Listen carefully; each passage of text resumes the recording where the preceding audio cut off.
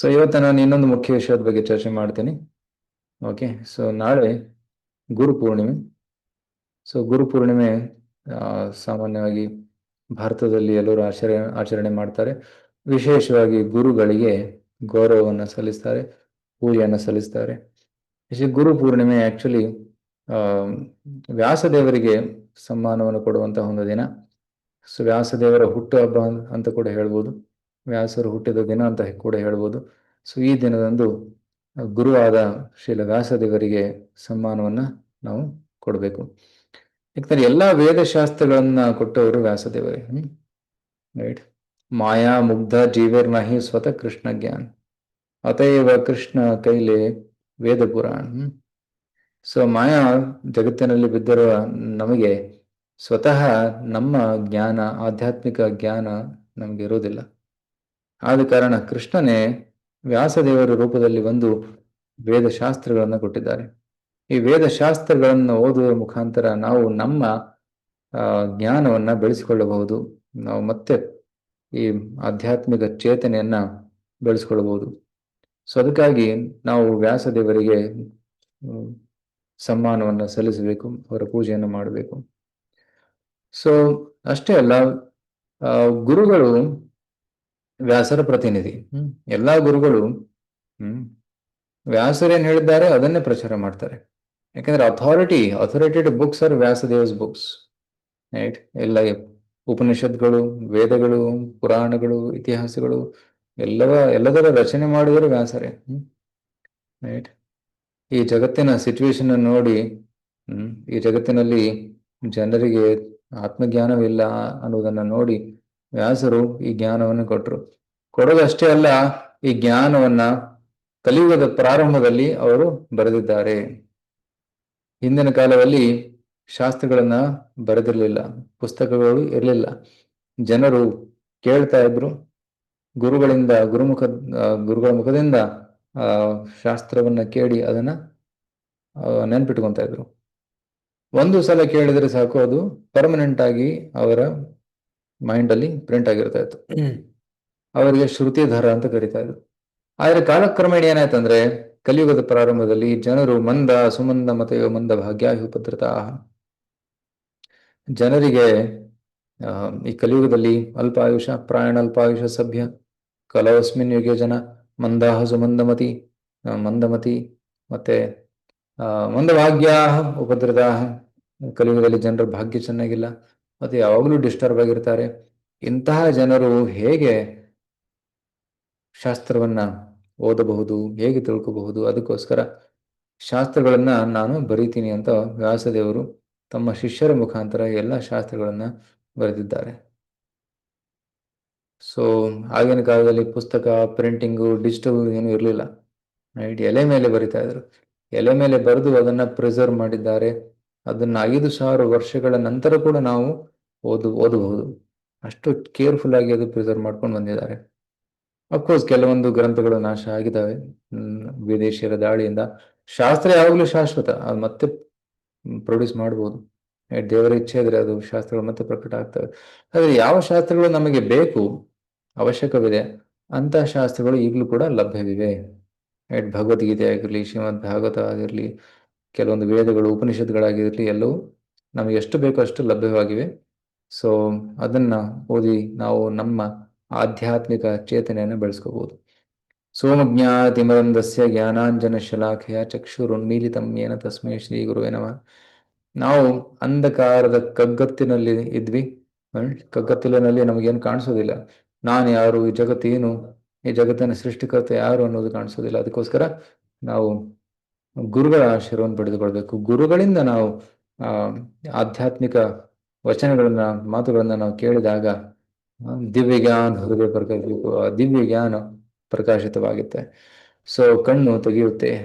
ಚಕ್ಷುರುನ್ಮೀಲಿತಂ ಯೇನ ತಸ್ಮೈ ಶ್ರೀ ಗುರುವೇ ನಮಃ. ಸೊ ನಮ್ಮ ಕಣ್ಣಿಗೆ ಮುಚ್ಚಿದೆ, ಗುರುಗಳು ತಮ್ಮ ಕೃಪೆಯಿಂದ ಕಣ್ಣನ್ನು ತೆಗೆದು ಸತ್ಯವನ್ನ ನಮಗೆ ತೋರಿಸ್ತಾರೆ. ಸೊ ಅದಕ್ಕಾಗಿ ಗುರುಗಳ ಆಶ್ರಯವನ್ನು ನಾವು ಪಡೆಯಬೇಕು. ಸೊ ಅದಕ್ಕೆ ಅಟ್ಲೀಸ್ಟ್ ವರ್ಷಕ್ಕೆ ಒಂದು ಬಾರಿ ಗುರುಗಳ ಪೂಜೆಯನ್ನ ಮಾಡಲೇಬೇಕು ಅಂತ ಒಂದು ನಿಯಮವಿದೆ. ಸೊ ಸಾಮಾನ್ಯ ಜನರು ಗುರು ಪೂರ್ಣಿಮೆ ದಿನ ಪೂಜೆ ಮಾಡ್ತಾರೆ, ಆದ್ರೆ ಇಸ್ಕಾನ್ ನಲ್ಲಿ ಪ್ರತಿ ದಿನ ಗುರು ಪೂಜೆ ನಡೀತದೆ. ಸೊ ಇಸ್ಕಾನ್ ನಲ್ಲಿ ಶಿಲ ಪ್ರಭುಪಾದರು ಗುರು ಪೂಜೆನ ಇನ್ಸ್ಟಿಟ್ಯೂಟ್ ಮಾಡಿದ್ದಾರೆ. ಪ್ರತಿದಿನ ಬೆಳಗ್ಗೆ ಭಗವಂತನ ಆರತಿಯ ನಂತರ ಗುರುಗಳ ಆರತಿ ನಡೆಯಬೇಕು. ವ್ಯಾಸಪೀಠದಲ್ಲಿ ಕೂತಂತಹ ಶಿಲ ಪ್ರಭುಪಾದರ ಆರತಿ ಪ್ರತಿದಿನ ನಡೆಯಲೇಬೇಕು ಅಂತ ಪ್ರಭುಪಾದರು ಒಂದು ಆದೇಶವನ್ನ ಕೊಟ್ಟಿದ್ದಾರೆ. ಸೊ ಇಸ್ಕಾನ್ ಅಲ್ಲಿ ಬೆಳಗಿನ ಪ್ರಾರಂಭದಲ್ಲಿ ಮಂಗಳಾರತಿ ನಡೀತದಲ್ಲ, ಅಲ್ಲಿ ಕೂಡ ಗುರುವಾಷ್ಟಕಮನ್ನ ಹಾಡ್ತೀವಿ. ರೈಟ್, ಒಂದೇ ಗುರು ಶ್ರೀ ಚರಣ ಅರವಿಂದಂ. ಸೊ ಗುರುವಾಷ್ಟಕಮನ್ನ ಹಾಡಿ ಕೃಷ್ಣನ ಪೂಜೆಯನ್ನು ಮಾಡಿ ನಂತರ ಗುರು ಪೂಜೆ ಕೂಡ ಮಾಡ್ತೀವಿ. ಯಾಕಂದ್ರೆ ಗುರುಗಳ ಅನುಗ್ರಹ ತುಂಬಾ ಮುಖ್ಯವಾದದ್ದು. ಗುರುಗಳ ಅನುಗ್ರಹವಿಲ್ಲದೆ ಆಧ್ಯಾತ್ಮಿಕ ಜೀವನದಲ್ಲಿ ಪ್ರಗತಿ ಮಾಡುವುದು ತುಂಬಾ ಕಷ್ಟ. ಸೊ ಈ ಗುರುವಾಷ್ಟಕಂ ಪದ್ಯದಲ್ಲಿ ಹೇಳಿದ ಹಾಗೆ ಅಟ್ಲೀಸ್ಟ್ 3 ಬಾರಿ ನಾವು ಗುರುಗಳನ್ನ ಸ್ಮರಿಸಬೇಕು, ಗುರುಗಳಿಗೆ ನಮಸ್ಕಾರ ಮಾಡಬೇಕು. ಧ್ಯಾಯಂ ಸ್ತುವಂ ತಸ್ಯ ಯಶಸ್ತ್ರಿ ಸಂಧ್ಯಂ ವಂದೇ ಗುರು ಶ್ರೀ ಚರಣ ಅರವಿಂದಂ. ಅಟ್ಲೀಸ್ಟ್ 3 ಬಾರಿ, ಬೆಳಿಗ್ಗೆ ಮಧ್ಯಾಹ್ನ ಸಾಯಂಕಾಲ 3 ಬಾರಿ ಆದರೂ ಗುರುಗಳನ್ನ ನೆನೆಸಿಕೊಂಡು ಅವರಿಗೆ ಪ್ರಣಾಮಗಳನ್ನ ಮಾಡಿ ಅವರ ಸ್ಮರಣೆಯನ್ನ ಮಾಡಬೇಕು ಅಂತ ಶಾಸ್ತ್ರದಲ್ಲಿ ಹೇಳಲಾಗಿದೆ. ಸೊ ಗುರುವಾಷ್ಟಕಂ ಹಾಡಿನಲ್ಲಿ ಗುರುಗಳ ಒಂದು ಚರಿತ್ರೆ ಮತ್ತೆ ಗುರುಗಳ ಒಂದು ಲೀಲೆಗಳನ್ನ ವರ್ಣನೆ ಮಾಡಿದ್ದಾರೆ. ಸೊ ಪ್ರಥಮ ಶ್ಲೋಕದಲ್ಲಿ ಸಂಸಾರ ನರಲೀಢಲೋಕ ತ್ರಣಾಯ ಕಾರುಣ್ಯ ಘನ ಘನತ್ವಂ ಪ್ರಾಪ್ತಸ್ಯ ಕಲ್ಯಾಣ ಗುಣಾರ್ಣವಸ್ಯ ವಂದೇ ಗುರು ಶ್ರೀ ಚರಣಾರವಿಂದಂ. ಈ ಸಂಸಾರ ಒಂದು ದಾವಾಗ್ನಿ, ಅಂದ್ರೆ ಸುಡುವ ಒಂದು ಕಾಡಿನ ತರ. ಸೊ ಕಾಡಿಗೆ ಬೆಂಕಿ ಹತ್ತಿದಾಗ ಅದನ್ನ ಆರಿಸೋದು ಕಷ್ಟ. ಅದೇ ರೀತಿ ಈ ಜಗತ್ತಿನಲ್ಲಿ ಬೆಂಕಿ ಹತ್ತಿದೆ, ಕಷ್ಟದ ಬೆಂಕಿ. ಆ ಕಷ್ಟದ ಬೆಂಕಿಯನ್ನು ನೀಗಿಸೋದಕ್ಕೆ ಮಳೆ ಬರಬೇಕು. ಆ ಮಳೆ ಏನು? ಗುರುಗಳ ಅನುಗ್ರಹ. ಸೊ ಗುರುಗಳು ಕೃಷ್ಣನಿಂದ ಅನುಗ್ರಹವನ್ನು ತಗೊಂಡು ಜನರಿಗೆಲ್ಲ ಕೊಡ್ತಾ ಇದ್ದಾರೆ, ನಮಗೆಲ್ಲ ಕೊಡ್ತಾ ಇದ್ದಾರೆ. ಅದು ಏನು? ಹರಿಕೃಷ್ಣ ಮಂತ್ರ. ಸೊ ಹರಿಕೃಷ್ಣ ಮಂತ್ರದ ಪ್ರಭಾವದಿಂದ ನಾವು ನಮ್ಮ ಜೀವನದಲ್ಲಿರುವ ತೊಂದರೆಗಳನ್ನ, ಕಷ್ಟಗಳನ್ನ ನಿವಾರಣೆ ಮಾಡಬಹುದು. 2ನೇ ಶ್ಲೋಕದಲ್ಲಿ ಹೇಳ್ತಾರೆ, ಮಹಾಪ್ರಭೋ ಕೀರ್ತನ ನೃತ್ಯ ಗೀತ ವಾದಿತ್ರ ಮಾದ್ಯಾನ್ ಮನಸೋರಸೇನ ರೋಮಾಂಚಕಂಪಾ ಶ್ರುತರಂಗ ಭಾಜೋ ವಂದೇ ಗುರು ಶ್ರೀ ಚರಣಾರವಿಂದಂ. ಇಲ್ಲಿ ಗುರುಗಳು ಭಗವಂತನ ಕೀರ್ತನ ಮತ್ತೆ ನೃತ್ಯದಲ್ಲಿ ಮಗ್ನರಾಗಿರ್ತಾರೆ. ಓಕೆ. ಸೊ ಕೀರ್ತನ ಗುರುಗಳ ಕೀರ್ತನೆ ಕೃಪೆಯನ್ನು ಇಲ್ಲಿ ವರ್ಣನೆ ಮಾಡಿದ್ದಾರೆ. 3ನೇ ಶ್ಲೋಕದಲ್ಲಿ ಶ್ರೀ ವಿಗ್ರಹಾರಾಧನ ನಿತ್ಯ ನಾನಾ ಶೃಂಗಾರ ತನ್ಮಂದಿರ ಮಾರ್ಜನಾದೋ ಯುಕ್ತಸ್ಯ ಭಕ್ತಾಂಶ ನಿಯುಂಜತೋಪಿ ವಂದೇ ಗುರು ಶ್ರೀ ಚರಣಾರವಿಂದಂ. 3ನೇ ಶ್ಲೋಕದಲ್ಲಿ ಗುರುಗಳು ವಿಗ್ರಹ ಸೇವೆ, ಅರ್ಚನೆ, ಡ್ರೆಸ್ಸಿಂಗ್, ಅಲಂಕಾರ ಇದನ್ನೆಲ್ಲ ಮಾಡ್ತಾ ಇದ್ದಾರೆ. ಸೊ ಇಲ್ಲಿ ವಿಗ್ರಹ ಸೇವೆಯ ಕೃಪೆಯ ವರ್ಣನೆ ಮಾಡಿದ್ದಾರೆ. ಸೊ ಗುರುಗಳಿಗೆ ಸೇವೆಯನ್ನು ಮಾಡ್ತಾರೆ, ಮತ್ತೆ ಶಿಷ್ಯರನ್ನು ಕೂಡ ಸೇವೆಯಲ್ಲಿ ತೊಡಗಿಸ್ತಾರೆ. ಚತುರ್ವಿಧಾ ಶ್ರೀ ಭಗವತ್ ಪ್ರಸಾದ ಸ್ವಾದ್ವನ್ನ ತೃಪ್ತಾನ್ ಹರಿಭಕ್ತ ಸಂಘ ಕೃತ್ವೈವ ತೃಪ್ತಿಂ ಭಜತ ಸದೈವ ವಂದೇ ಗುರು ಶ್ರೀ ಚರಣಾರವಿಂದ. 4ನೇ ಶ್ಲೋಕದಲ್ಲಿ ಹೇಳ್ತಾರೆ, ಗುರುಗಳು ಪ್ರಸಾದವನ್ನು ವಿತರಣೆ ಮಾಡ್ತಾರೆ. ಆ ಪ್ರಸಾದ ವಿತರಣೆ ಮಾಡಿ ಭಕ್ತರು ಪ್ರಸಾದವನ್ನು ಸ್ವೀಕರಿಸಿದಾಗ ಅವರಿಗೆ ತುಂಬಾ ಸಂತೋಷ ಆಗ್ತದೆ. ಸೊ 3ನೇ ಶ್ಲೋಕದಲ್ಲಿ ಗುರುಗಳ ಪ್ರಸಾದ ಕೃಪೆಯನ್ನು ವರ್ಣನೆ ಮಾಡಿದ್ದಾರೆ. 4ನೇ ಶ್ಲೋಕದಲ್ಲಿ ಶ್ರೀ ಶ್ರೀರಾಧಿಕಾ ಮಾಧವಯೋರಪಾರ ಮಾಧುರ್ಯ ಲೀಲಾ ಗುಣರೂಪ ನಾಮ್ನ ಪ್ರತಿಕ್ಷಣಾಸ್ವಾದನ ಲೋಲುಪಸ್ಯ ವಂದೇ ಗುರು ಶ್ರೀ ಚರಣಾರವಿಂದಂ. ರಾಧಾ ಕೃಷ್ಣರ ಸ್ಮರಣೆ ಕೃಪಾ ಇದೆ. ಸೊ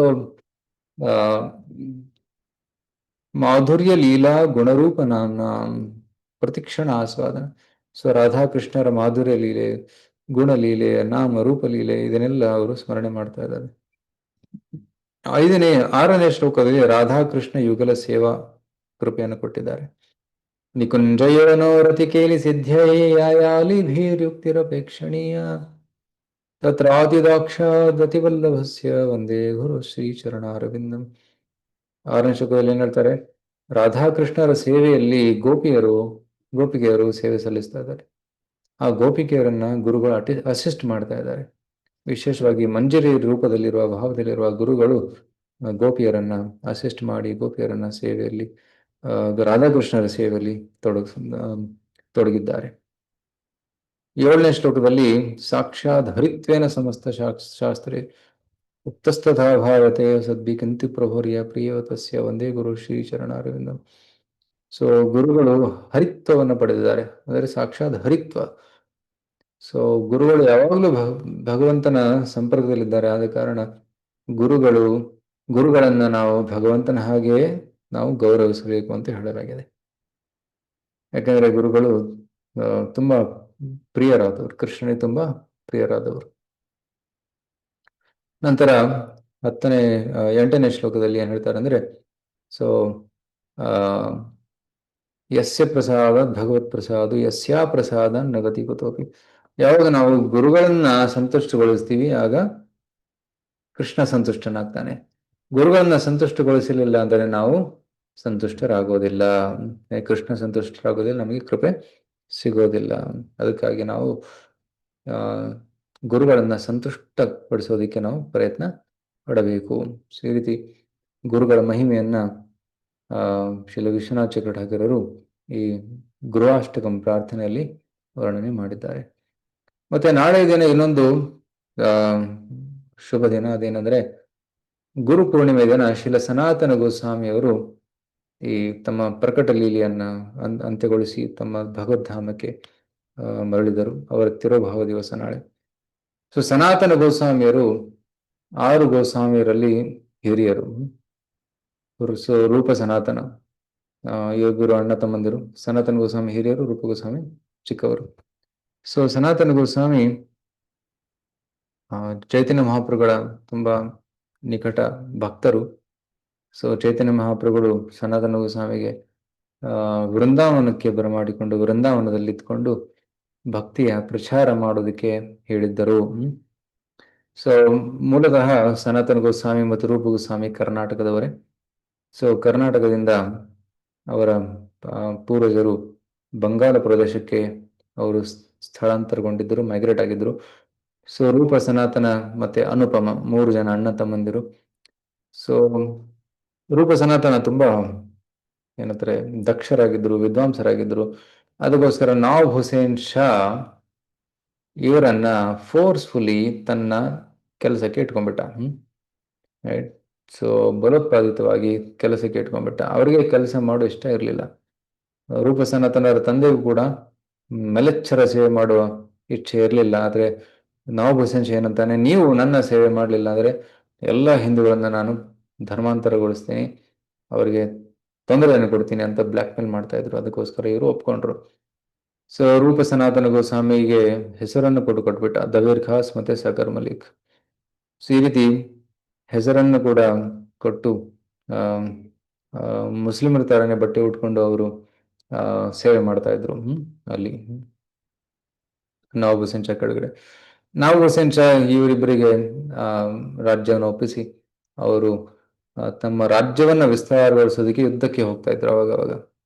ಸೊ ರೂಪ ಸನಾತನ ಮೇಲೆ ಅಷ್ಟೊಂದು ವಿಶ್ವಾಸ ಇತ್ತು ಇವರಿಗೆ. ಆದರೆ ರೂಪ ಸನಾತನರಿಗೆ ಅಲ್ಲಿ ಸೇವೆ ಮಾಡುವ ಇಚ್ಛೆ ಇರಲಿಲ್ಲ.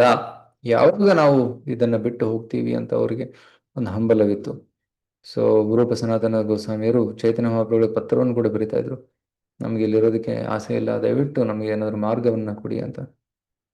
ಸೊ ಆಗ ಚೈತನ್ಯ ಮಹಾಪ್ರಭುಗಳು ರಿಪ್ಲೈ ಮಾಡಿದ್ರು, ಸದ್ಯಕ್ಕೆ ನೀವು ಸೇವೆ ಮಾಡ್ತಾ ಇರಿ, ಸೂಕ್ತವಾದ ಸಮಯದಲ್ಲಿ ನೀವು ಈ ತಪ್ಪಿಸಿಕೊಂಡು ಬರಬಹುದು ಅಂತ. ಸೊ ಒಂದು ದಿನ ಚೈತನ್ಯ ಮಹಾಪ್ರಭುಗಳು ವೃಂದಾವನ ಹೋಗುವ ನೆಪದಲ್ಲಿ ಅವರು ಬೆಂಗಾಲಿಗೆ ಬರ್ತಾರೆ. ಸನ್ಯಾಸ ತಗೊಂಡು ಅವರು ಜಗನ್ನಾಥ್ಪುರಿಯಲ್ಲಿ ವಾಸ ಮಾಡ್ತಾ ಇದ್ರು. ಆದರೆ ವೃಂದಾವನ ಹೋಗುವ ನೆಪದಲ್ಲಿ they comes to Malda. So Bihar ಮತ್ತೆ ಬೆಂಗಾಲ್ ಬಾರ್ಡರ್ ಇದೆ ಈಗ ಮಾಲ್ದಾ ಅನ್ನೋ ನಗರ. ಅದ್ರ ಹತ್ತದಲ್ಲಿ ರಾಮಕೇಲಿ ನವಾಬ್ ಹುಸೇನ್ ಶಾರ ಒಂದು ಮೇನ್ ಹೆಡ್ ಕ್ವಾರ್ಟರ್ಸ್ ಆಗಿತ್ತು. ಅಲ್ಲಿ ರೂಪ ಮತ್ತೆ ಸನಾತನ ಗೋಸ್ವಾಮಿ ತಮ್ಮ ಅರಮನೆಯಲ್ಲಿ ಇರ್ತಾ ಇದ್ರು. ಚೈತನ್ಯ ಮಹಾಪ್ರಭುಗಳು ಲಕ್ಷ ಜನರದ ಕೀರ್ತನೆಯನ್ನ ಮಾಡುತ್ತಾ ಅಲ್ಲಿ ಬರ್ತಾರೆ. ಸೊ ರಾಮಕೇಲಿಗೆ ಬಂದಾಗ ರೂಪ ಸನಾತನ ಗೋಸ್ವಾಮಿ ಗೊತ್ತಾಗ್ತದೆ ಮಹಾಪ್ರಭು ಬಂದಿದ್ದಾರೆ ಅಂತ. ಸೊ ಮಹಾಪ್ರಭುಗಳ ದರ್ಶನ ಮಾಡೋದಕ್ಕೆ ಅವರು ಮಧ್ಯರಾತ್ರಿಯಲ್ಲಿ ಸಾಧಾರಣ ವಸ್ತ್ರಗಳನ್ನು ಧರಿಸಿ ಬರ್ತಾರೆ. ಯಾಕಂದ್ರೆ ಯಾರು ಗೊತ್ತಾಗಬಾರ್ದು ಅಂತ. ಯಾಕಂದ್ರೆ ರೂಪ ಮತ್ತೆ ಸನಾತನ ಗೋಸ್ವಾಮಿ ತುಂಬಾ ಉನ್ನತ ಪೋಸ್ಟ್ ಅಲ್ಲಿ ಇದ್ರು, ಪ್ರೈಮ್ ಮಿನಿಸ್ಟರ್ ಮತ್ತೆ ಫೈನಾನ್ಸ್ ಮಿನಿಸ್ಟರ್ ಆಗಿದ್ರು. ಸೊ ಅದಕ್ಕೋಸ್ಕರ ಗುಪ್ತವಾಗಿ ಅವರು ಬಂದು ಭೇಟಿ ಆಗ್ತಾರೆ.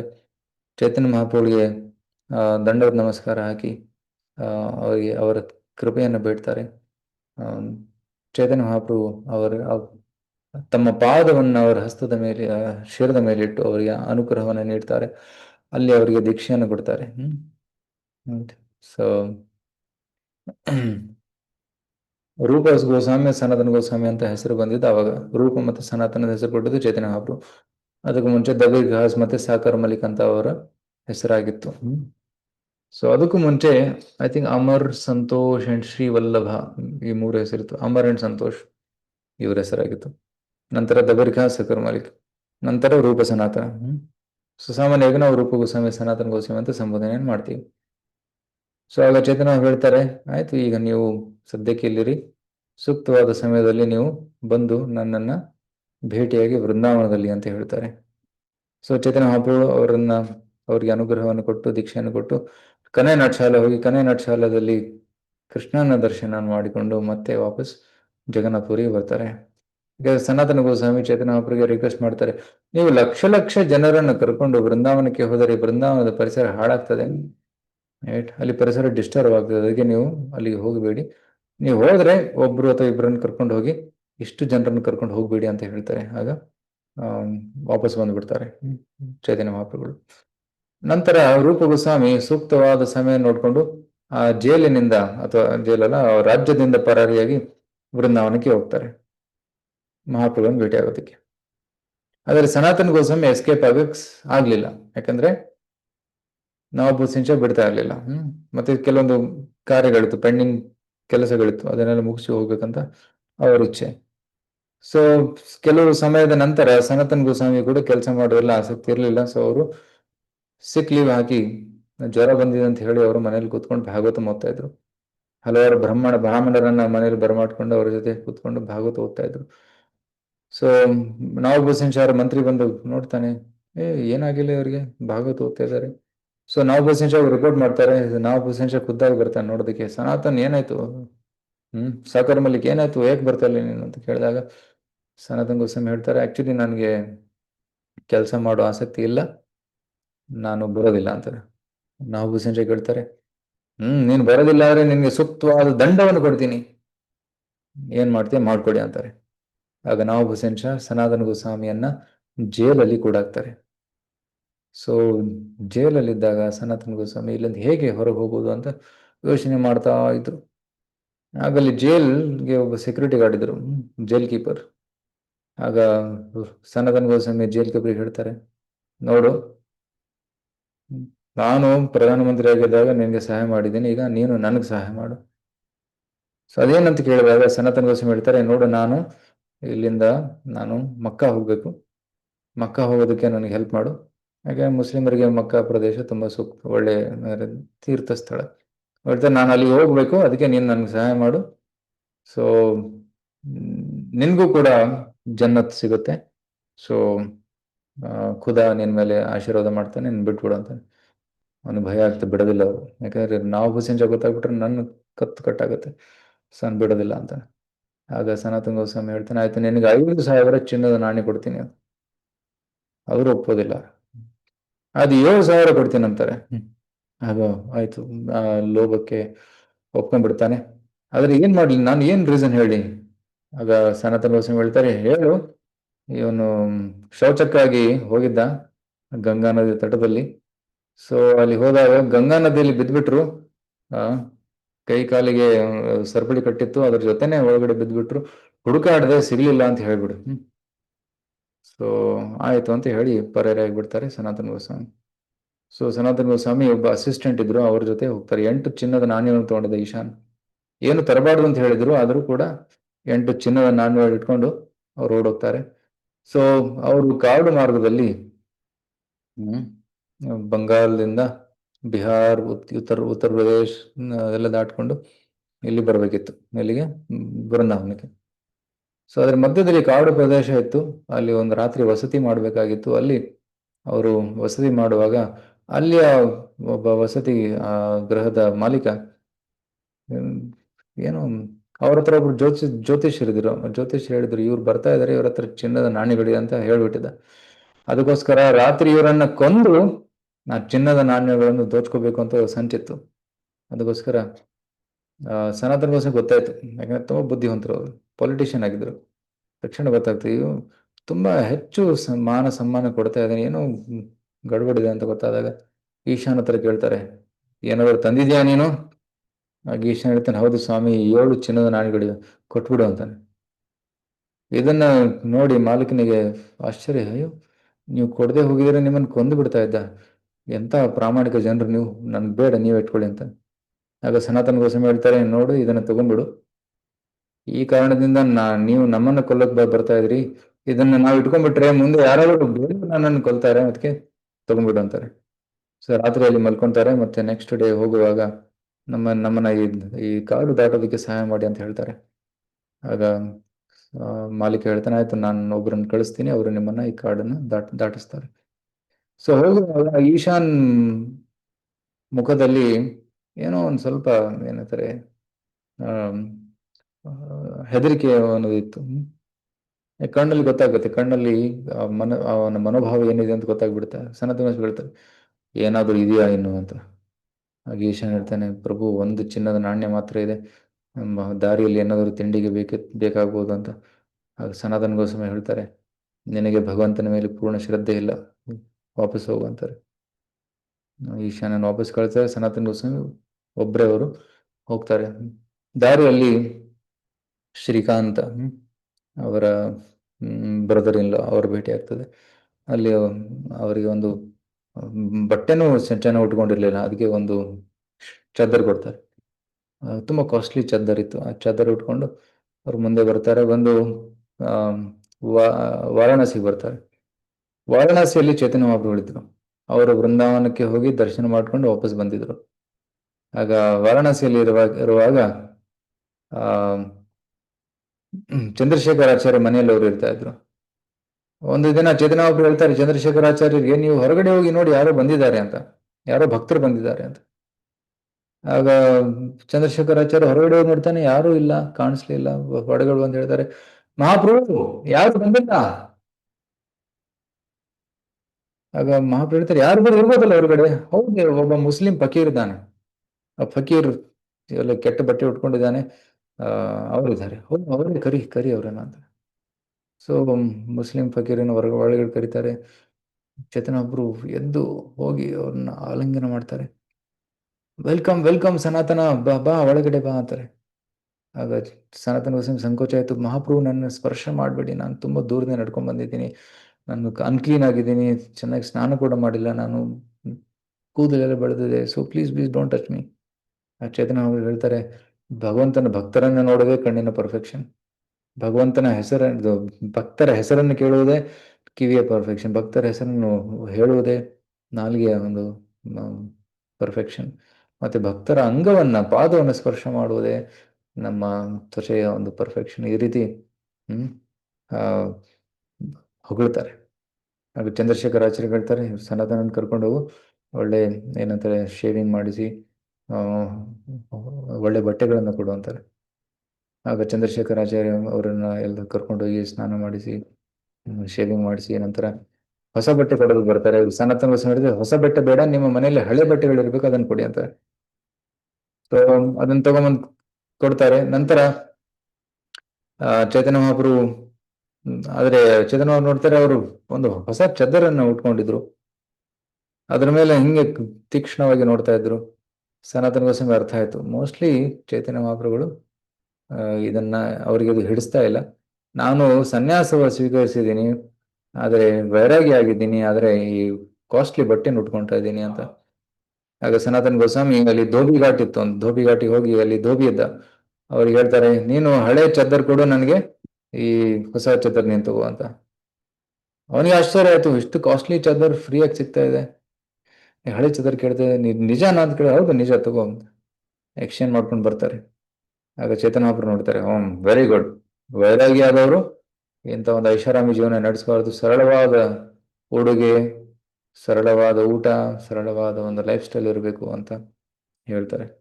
ಅಲ್ಲಿ ಸನಾತನ ಗೋಸ್ವಾಮಿಗೆ 2 ತಿಂಗಳು ಚೈತನ್ಯ ಮಹಾಪ್ರಭುಗಳು ಶಿಕ್ಷೆಯನ್ನು ಕೊಡ್ತಾರೆ, ಅಂದ್ರೆ ಟೀಚಿಂಗ್ ಮಾಡ್ತಾರೆ. ಅದೇ ಸನಾತನ ಶಿಕ್ಷಾ ಚೈತನ್ಯ ಚರಿತಾಮೃತ ಮಧ್ಯದಲ್ಲಿ ಬರ್ತದೆ. ಸನಾತನ ಗೋಸ್ವಾಮಿಯವರು ತಮ್ಮ ಶಾಸ್ತ್ರದಲ್ಲಿ ಗ್ರಂಥಗಳಲ್ಲಿ ಅದನ್ನೇ ವರ್ಣನೆ ಮಾಡಿದ್ದಾರೆ. ಹರಿಭಕ್ತಿ ವಿಲಾಸ್ ಮತ್ತೆ ಇನ್ನೊಂದು ಗ್ರಂಥ ಬೃಹದ್ ಭಾಗವತಂ, ಅದರಲ್ಲಿ ಆ ಭಕ್ತಿ ತತ್ವಗಳನ್ನ ವರ್ಣನೆ ಮಾಡಿದ್ದಾರೆ. ನಂತರ ಚೇತನ ಮಹಾಪ್ರಭು ಹೇಳಿದ್ರು, ಸನಾತನ, ನೀನು ವೃಂದಾವನಕ್ಕೆ ಹೋಗಿ ವೃಂದಾವನದಲ್ಲಿ ನೀನು ವಾಸ ಮಾಡು ಅಂತ. ಸನಾತನ ಗೋಸ್ವಾಮಿ ವೃಂದಾವನದಲ್ಲಿ ಇರ್ತಾ ಇದ್ರು. ಒಂದು ಬಾರಿ ಜಗನ್ನಾಥ್ಪುರಿಗೆ ಬಂದು ಮತ್ತೆ ವಾಪಸ್ ಹೋಗಿದ್ರು. ವೃಂದಾವನ ಇದ್ಕೊಂಡು ರಾಧಾ ಮದನ್ ಮೋಹನ್ ದೇವಸ್ಥಾನವನ್ನು ಸ್ಥಾಪನೆ ಮಾಡಿ ಮದನ್ ಮೋಹನ್ ಸ್ಥಾಪನೆ ಮಾಡಿದ್ರು. ನಂತರ ಅಲ್ಲಿ ಪ್ರತಿದಿನ ಗೋವರ್ಧನ ಪ್ರದಕ್ಷಿಣೆ ಮಾಡ್ತಾ ಇದ್ರು. ಮತ್ತೆ ಎಲ್ಲಾ ವ್ರಜವಾಸಿಯರು ಸನಾತನ ಗೋಸ್ವಾಮಿಯನ್ನ ತಮ್ಮ ಗುರು ಅಂತಾನೆ ಭಾವಿಸ್ತಾ ಇದ್ರು. ಎಲ್ಲಾ ವ್ರಜವಾಸಿಯರು ತುಂಬಾ ಪ್ರಿಯರಾದವರಾಗಿದ್ರು. ಪ್ರತಿಯೊಂದು ಮನೆ ಮನೆಗೆ ಹೋಗಿ ಅವರು ಹೇಗಿದ್ದಾರೆ, ಮನೆಯವರು ಹೇಗಿದ್ದಾರೆ, ಮಕ್ಕಳು ಹೇಗಿದ್ದಾರೆ, ಸೊ ಎಲ್ಲರ ಆರೋಗ್ಯ ಮತ್ತೆ ಎಲ್ಲರ ಭಕ್ತಿಯ ಬಗ್ಗೆ ಅವರು ಕೇಳ್ತಾ ಇದ್ರು. ಅದಕ್ಕಾಗಿ ಎಲ್ಲರಿಗೂ ತಮ್ಮ ಪ್ರಿಯರಾದವರಾಗಿದ್ರು. ಸೊ ಸನಾತನ ಗೋಸ್ವಾಮಿ ಯಾವಾಗ ಈ ತಮ್ಮ ದೇಹವನ್ನು ಬಿಟ್ಟರು, ಆಗ ಎಲ್ಲಾ ವ್ರಜವಾಸಿಯರು ಸನಾತನ ಗೋಸ್ವಾಮಿ ಗೌರವ ಕೊಡೋದಕ್ಕೋಸ್ಕರ ತಲೆಯನ್ನು ಮುಡ್ಸ್ಕೊಂತಾರೆ. ಯಾಕಂದ್ರೆ ತಂದೆ ತರಾನೇ ಇದ್ರು ಅವರು. ಹೇಗೆ ಈಗ ಮನೆಯಲ್ಲಿ ತಂದೆ ಹೋದಾಗ ತಲೆ ಬಳಸ್ಕೊಂತಾರೆ, ಅದೇ ರೀತಿ ಇಡೀ ಬ್ರಜವಾಸಿಯರು ತಲೆ ಬಳಸ್ಕೊಂಡು ಗೋವರ್ಧನ ಪರಿಕ್ರಮೆಯನ್ನು ಮಾಡ್ತಾರೆ. ಸೊ ನಾಳೆ ದಿನ ವೃಂದಾವನದಲ್ಲಿ ಹೆಚ್ಚು ಸಂಖ್ಯೆಯಲ್ಲಿ ಜನರು ಭಕ್ತರು ಗೋವರ್ಧನ ಪರಿಕ್ರಮೆಯನ್ನು ಮಾಡ್ತಾರೆ. ಸೊ ಅದು ತುಂಬಾ important function tomorrow. So lakh ಜನ ಒಂದು ಪರಿಕ್ರಮ ಮಾಡ್ತಾರೆ ಅಂತ ಕೇಳಿದ್ದೀವಿ. ಸೊ ಈ ರೀತಿ ನಾಳೆ ನಾವು ಸನಾತನ ಗೋಸ್ವಾಮಿಯ ಆಶೀರ್ವಾದವನ್ನು ಪಡೆದುಕೊಳ್ಳೋದಕ್ಕೆ ಅವರ ಸ್ಮರಣೆಯನ್ನು ಮಾಡೋಣ. ಅವ್ರಿಗೋಸ್ಕರ ಪ್ರಾರ್ಥನೆ, ಅವರಿಗಾಗಿ ನಾವು ಏನಂತಾರೆ, ಬೇಕಿದ್ರೆ ಮಧ್ಯ ಲೀಲೆಯಲ್ಲಿ ಅವರ ಲೀಲೆಗಳಿವೆ, ಅದನ್ನು ಓದಬಹುದು. ಮತ್ತೆ ಅವರ ಅನುಗ್ರಹಕ್ಕಾಗಿ ಪ್ರಾರ್ಥನೆಗಳನ್ನು ಮಾಡಬಹುದು. ಹರೇ ಕೃಷ್ಣ. ಈಗ ನಾನು ಕ್ಲಾಸ್ ಎಲ್ಲಿಗೆ ನಿಲ್ಲಿಸ್ತೇನೆ. ಇವತ್ತು ಪ್ರಥಮ ಭಾಗದಲ್ಲಿ ನಾನು 5ನೇ ಸ್ಕಂದದ ಚರ್ಚೆ ಮಾಡಿದೆ, ಮತ್ತೆ ಗುರು ಪೂರ್ಣಿಮೆ ಬಗ್ಗೆ ಕೂಡ ಸ್ವಲ್ಪ ಹೇಳಿದೆ. Okay, Hare Krishna. Thank you very much. Hare Krishna Prabhu, ದಂಡವತ್ ಪ್ರಣಾಮ. ದಂಡವತ್ ಪ್ರಣಾಮ. ಕ್ಲಾಸ್ ಎಲ್ಲಿಗೆ ನಿಲ್ಲಿಸ್ತೇನೆ, ಯಾಕಂದ್ರೆ ಇನ್ನು 2 ನಿಮಿಷದಲ್ಲಿ ಇನ್ನೊಂದು ಕ್ಲಾಸ್ ಇದೆ ನಂದು. ಸೊ ಕ್ವಶನ್ ಆನ್ಸರ್ಸ್ ತಗೊಳ್ಳೋದಕ್ಕೆ ಸಮಯವಿಲ್ಲ. ಮತ್ತೆ ಮುಂದಿನ ವಾರ ಭೇಟಿಯಾಗೋಣ. ಓಕೆ, ಹರೇ ಕೃಷ್ಣ. ಶ್ರೀಲ ಪ್ರಭುಪಾದ ಕೀ ಜಯ, ಶ್ರೀಮದ್ ಭಾಗವತ್ ಮಹಾಪುರಾಣ ಕೀ ಜಯ, ಶ್ರೀ ಸನಾತನ ಗೋಸ್ವಾಮಿ ಪಾದ ಕೀ ಜಯ. ಹರೇ ಕೃಷ್ಣ.